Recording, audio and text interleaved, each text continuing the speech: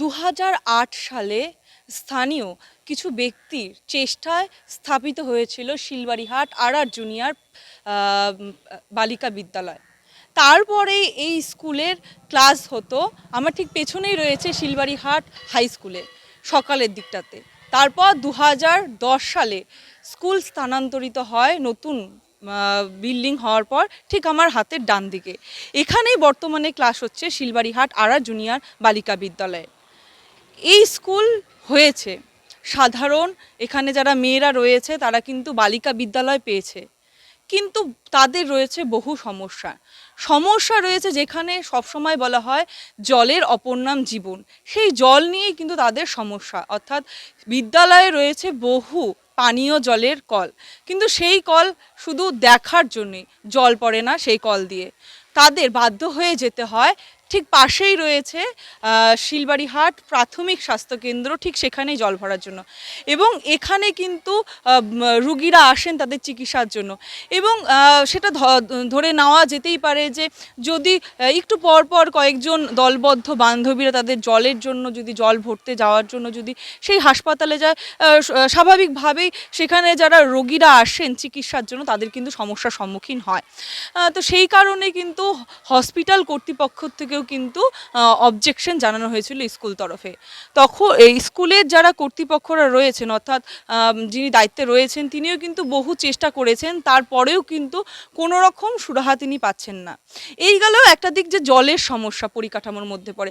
অপর একটি গুরুতর সমস্যা যে বিদ্যালয়ে ছাত্রীর সংখ্যা রয়েছে মোট 540 জনেরও বেশি, কিন্তু সেখানে শিক্ষিকা রয়েছে মাত্র 4 জন। অর্থাৎ 4 জন দিয়ে 540 জন ছাত্রীকে কিভাবে তারা শিক্ষাদান দেবে, তারও কিন্তু একটা বড় প্রশ্ন উঠে আসছে, এবং তারাও কিন্তু একদম নাজেহাল অবস্থায় রয়েছেন। কারণ নেই কোনো ক্লার্ক, স্কুলে নেই কোনো ক্লার্ক, যার ফলস্বরূপ কিন্তু বিদ্যালয়ে যারা কর্তৃপক্ষ রয়েছেন বা যারা এখানে যারা শিক্ষিকা রয়েছেন তাদের কিন্তু ক্লার্কেরও কাজ করতে হচ্ছে। অর্থাৎ এই যে শিক্ষাশ্রী বলুন বা কন্যাশ্রী বলুন, তার সাথে বিভিন্ন রকম মেনটেন্স বা বিভিন্ন রকম যে রয়েছে মিড ডে মিলের খাওয়ার, এই সমস্ত কিছুই কিন্তু বিদ্যালয় শিক্ষিকাদের করতে হচ্ছে। তার সাথে কিন্তু একটা ডেডলাইন, মানে ডেট যে লাইন থাকে সেটা কিন্তু বেঁধে দেওয়া রয়েছে সরকারের তরফ থেকে, যে তার মধ্যে তাদের কাজ করে জমা করতে হবে অফিসে।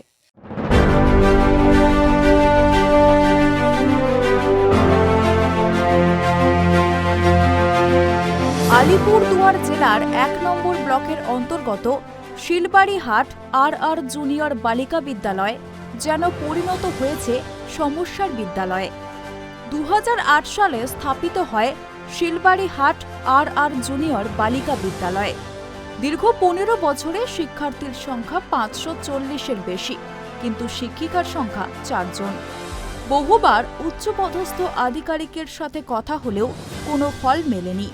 বাধ্য হয়ে 2022-এর 22শে মার্চ বিদ্যালয়ের ছাত্রীরা বিদ্যালয়ের সামনে দিয়ে যাওয়া 31 নম্বর জাতীয় সড়ক অবরোধ করে। পরবর্তীতে একজন শিক্ষিকা আসেন, তাতেও সুরাহা হয়নি। বিষয় হিসাবে নেই শিক্ষিকা। শিক্ষার্থীদের বিষয়গুলিতে শুরু থেকেই রয়ে যাচ্ছে ধোঁয়াশা। তীব্র গরমে যেখানে নাজেহাল অবস্থা সাধারণ মানুষের, সেখানে ছাত্রীদের জল ছাড়াই কাটাতে হচ্ছে সারাদিন। বাড়ি থেকে যতটুকু জল নিয়ে আসছে সেই জলটুকুই তাদের সম্বল, শেষ হয়ে গেলেও উপায় নেই। পরবর্তীতে জল না পান করেই থাকতে হবে তাদের। বিদ্যালয়ে রয়েছে বহু কল, এমনকি জেলা পরিষদের তরফেও দেওয়া হয়েছে উন্নত মানের কল, কিন্তু সেটাও অকেজো। একটি কল দিয়ে রীতিমতো বের হচ্ছে আয়রনযুক্ত ঘোলা জল, আর অপর কলগুলো থেকে বিন্দুমাত্র জল বের হচ্ছে না।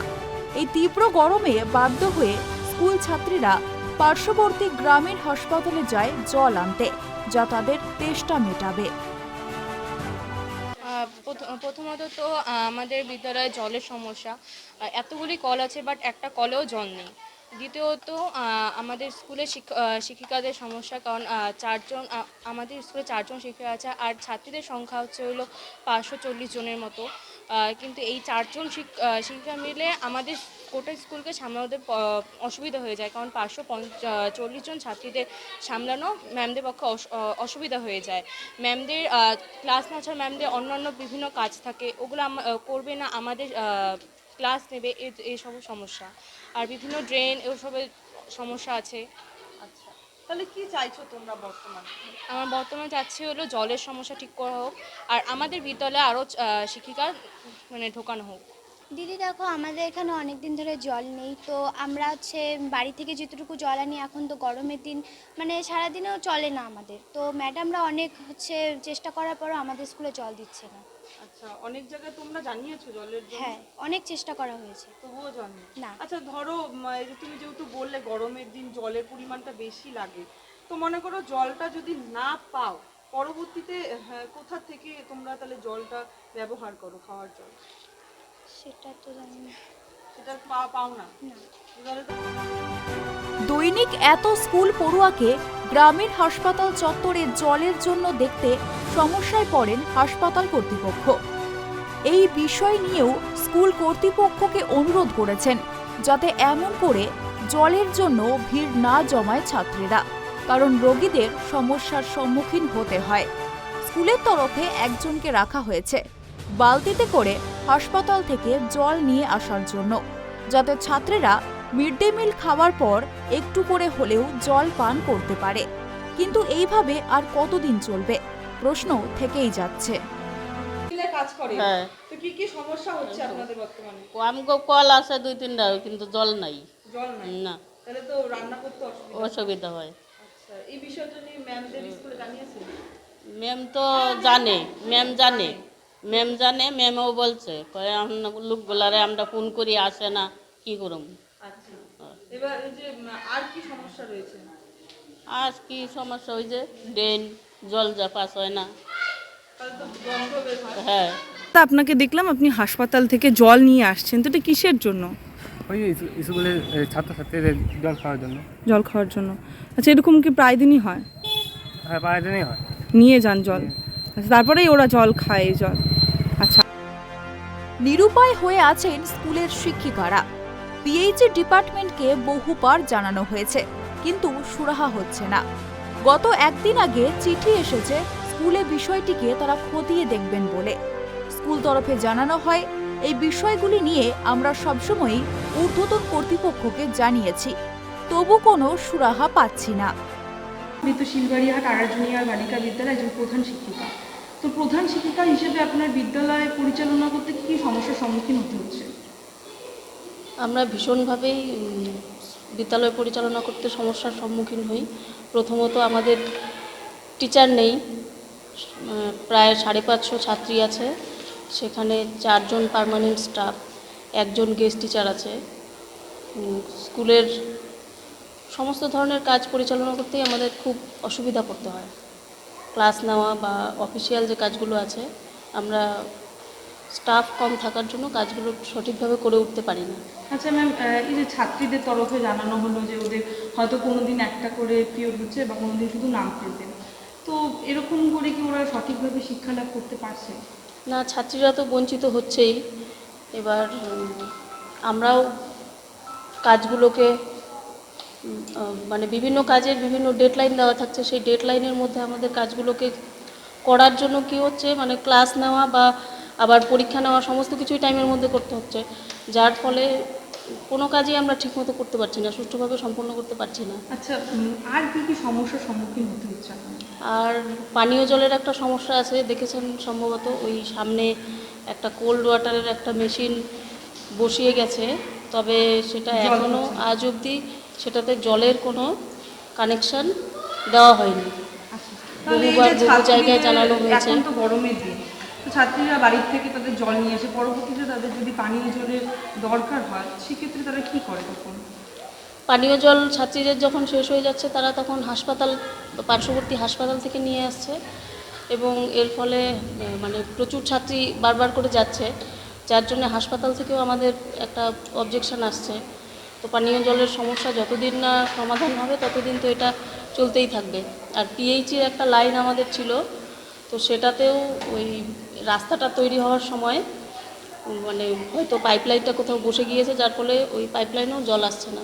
আচ্ছা, তাহলে এখন আপনারা কি চাইছেন?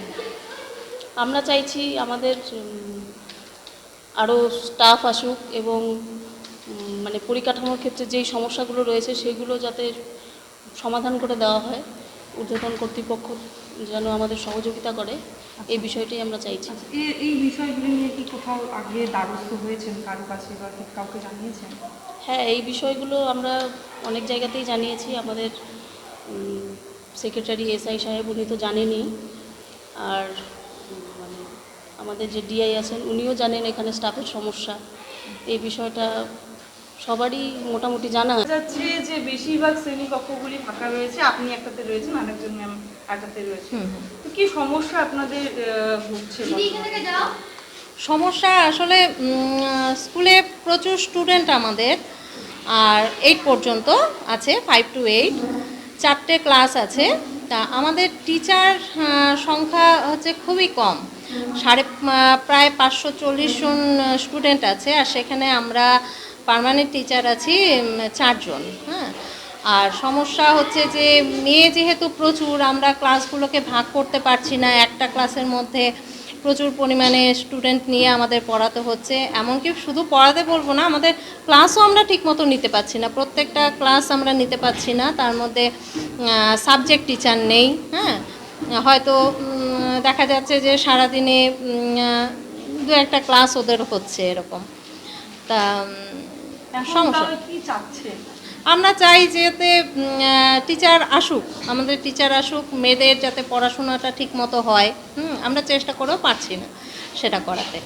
আচ্ছা, কোথাও কি জানিয়েছেন এই বিষয় নিয়ে? হ্যাঁ, এর আগে আমাদের মেয়েরা আন্দোলন করেছিল এবং জানানো হয়েছে, কিন্তু তা একজন জানানোর পরে একজন গেস্ট টিচার এসছেন আমাদের। তা এই তো এই পর্যন্ত। সমস্যার সমাধান কবে হবে এবং বিদ্যালয়ের মধ্যেই পর্যাপ্ত পানীয় জল ছাত্রীরা কবে পাবে, সেই দিকে তাকিয়ে অভিভাবক, ছাত্রী ও শিক্ষিকারা। সমস্যা কিন্তু রয়েছে এখানে গুরুতরভাবেই, কারণ যেখানে শিক্ষিকা সংখ্যা মাত্র 4 জন, সেখানে শিক্ষিকাদের একইভাবে নিতে হচ্ছে ক্লাস, নিতে হচ্ছে মিড ডে মিলের সমস্ত দেখভাল, তার সাথে অফিসিয়াল যে কাজগুলি রয়েছে এই 4 জন শিক্ষিকাকে কিন্তু একইভাবে করতে হচ্ছে। তার মধ্যে সরকারের তরফ থেকে বেঁধে দেওয়া রয়েছে একটা ডেডলাইন, যে তার মধ্যে সমস্ত রকম অফিসিয়াল কাজকর্ম করে তাদের কিন্তু জমা করতে হবে। এবারে শিক্ষিকাদের অবস্থা তো নাজেহাল। তার পরবর্তীতেও কিন্তু ছাত্রীদের তরফ থেকে অভিযোগ করা হয় যে তারা বিদ্যালয়ে আসার পর হয়তো কোনোদিন তারা একটা ক্লাস করার সৌভাগ্য পায়, আবার কোনোদিন শুধু নাম প্রেজেন্ট করেই তাদের এভাবেই বসে থাকতে হয়। এতে তারা শিক্ষালাভ ঠিকমতো পাচ্ছে, ছাত্রীরাও কিন্তু শিক্ষা লাভের থেকে কিন্তু পিছিয়ে পড়ছে। এবার যেখানে রাজ্য সরকার শিক্ষার্থীদের শিক্ষা লাভের জন্য বহু রকম সুযোগ সুবিধা করে দিচ্ছেন, বহু রকম প্রকল্প করে দিচ্ছেন, সেখানে এই সমস্যায় কিন্তু রয়েছে বর্তমানে শিলবাড়িহাট আর জুনিয়র বালিকা বিদ্যালয়ের ছাত্রীরা, তার সাথে শিক্ষিকারাও। আলিপুরদুয়ার থেকে অনিশা পোদ্দারের রিপোর্ট, ট্রাইব টিভি।